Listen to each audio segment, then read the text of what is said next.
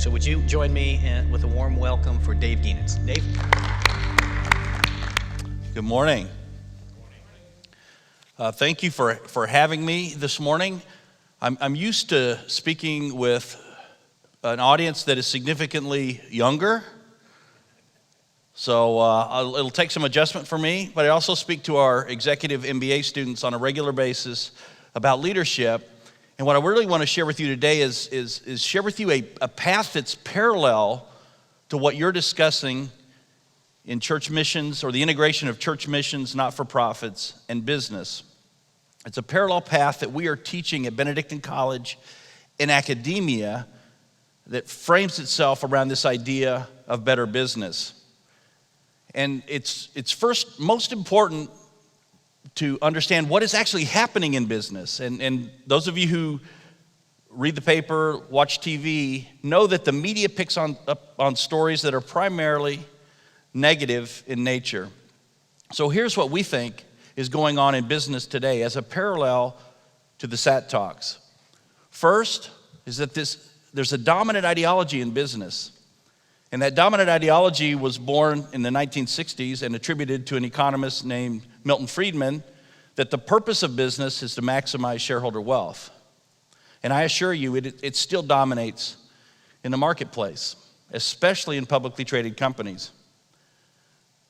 I will tell you now, what we teach at Benedictine College is that ideology is flawed. It's not right. And I'll explain that in our model here in just a second.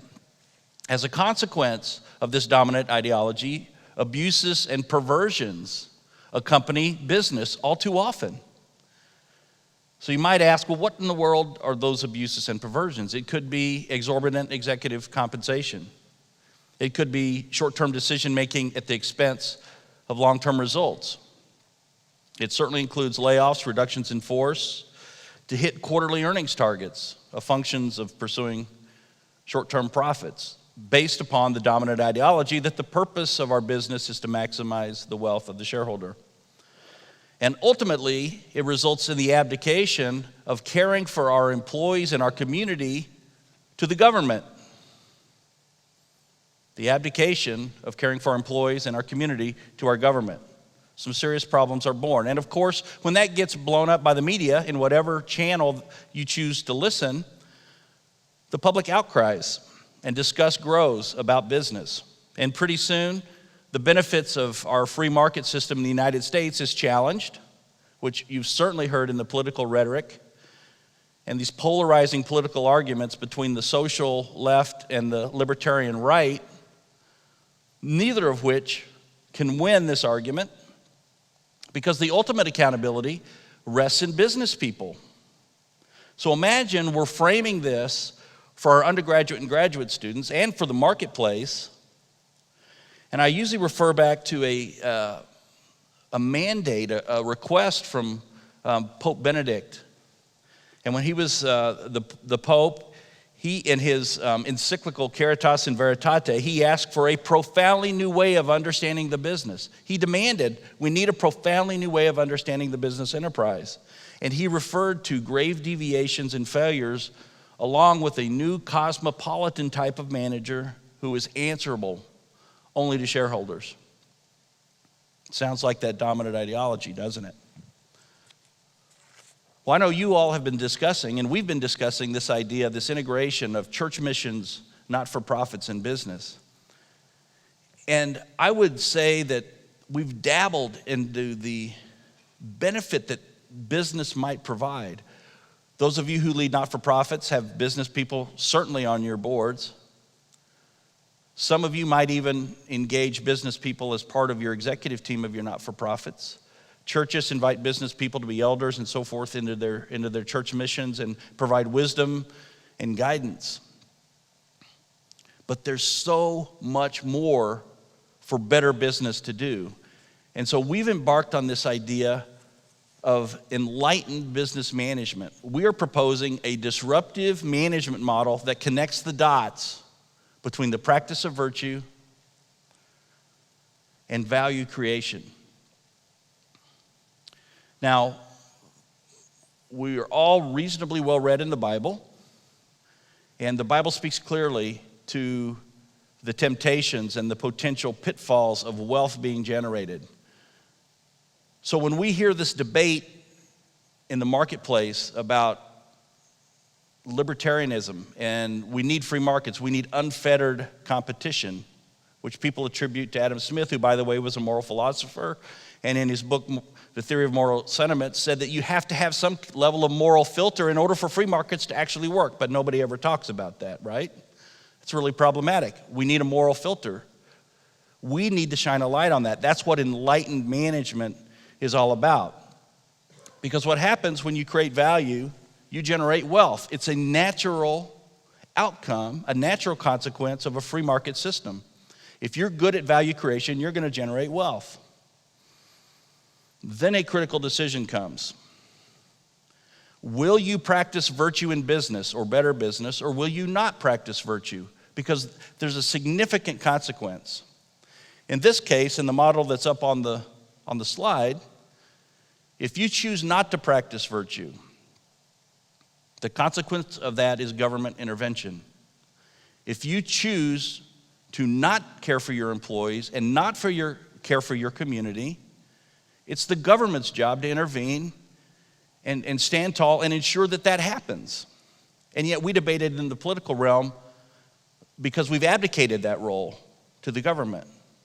And when government intervenes in a free market system, taxes go up, programs go up, with all good intentions. I'm not being critical. With all good intentions, business investment goes down, innovation goes down, people start to stuff cash into their mattresses, figuratively.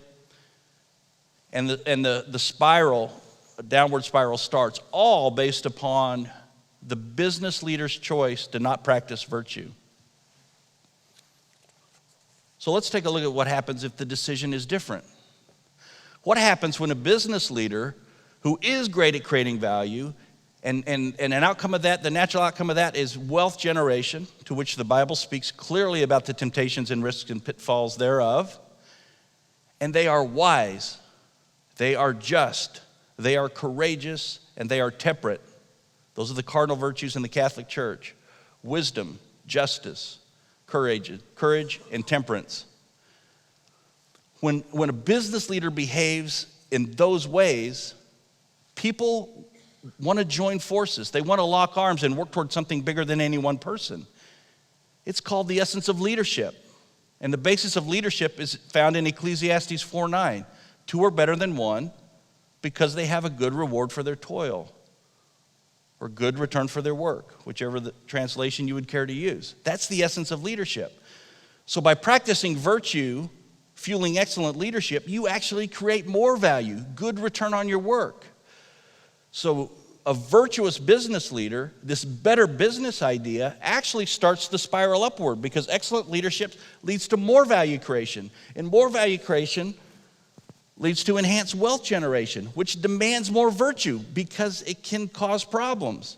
And more virtue leads to excellent leadership, which creates more value. So we actually spiral up. So the critical piece here is that as a business leader, will these business leaders practice more virtue or less virtue? And I would argue that the level of government intervention is inversely proportional to the level of virtue practiced in business. Now that's enlightened. That's the model we're teaching in academia, parallel to what you're doing. So what might be the consequences of this model being taught in parallel to what you're doing, not only in academia, but in the marketplace? Number one is you have enhanced value creation and improved business results. More wealth is generated. You have enhanced self-regulation and sharing of rewards. The idea of this exorbitant executive compensation. I just read Rick Box just published yesterday a piece on executive compensation, and it was about Max Dupree. And when he heard the outcries of the people at his company about exorbitant executive compensation, he capped his salary at 20 times of the average wage of the worker in his company at Herman Miller Furniture. That's enhanced self-regulated. So the government doesn't need to intervene on that and start to manage executive compensation or concern themselves with it. Another consequence is greater self-regulated concern and resources generated for the pursuit of the common good. Tom made this point in his introduction. The resources are generated. How might those be put to good use? In the shareholder's pocket? Well, if you believe the dominant ideology, that's where they're going. And ultimately, if they're a churchgoer or a believer, you might get a tithe. Certainly statistics in the U.S. show that churches get 1% to 2% of what the potential is. But a virtuous business leader now understands that the purpose of business is far different than maximizing shareholder wealth. There's a respect for the human person, and there's a pursuit of the common good element to an enlightened management approach. You get less government intervention, which allows the value chain to continue. And ultimately, greater contributions of business professionals' expertise, creating sustainable and transformational solutions to the large social problems that we're discussing at this forum.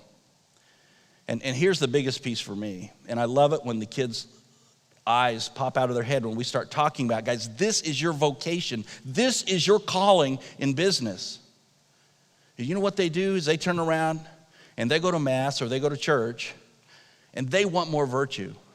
They want more of the good. They want more of God. And I will assure you, to my dying breath, this will be the pursuit of our challenge in academia and to the marketplace, to bring people back to God through better business.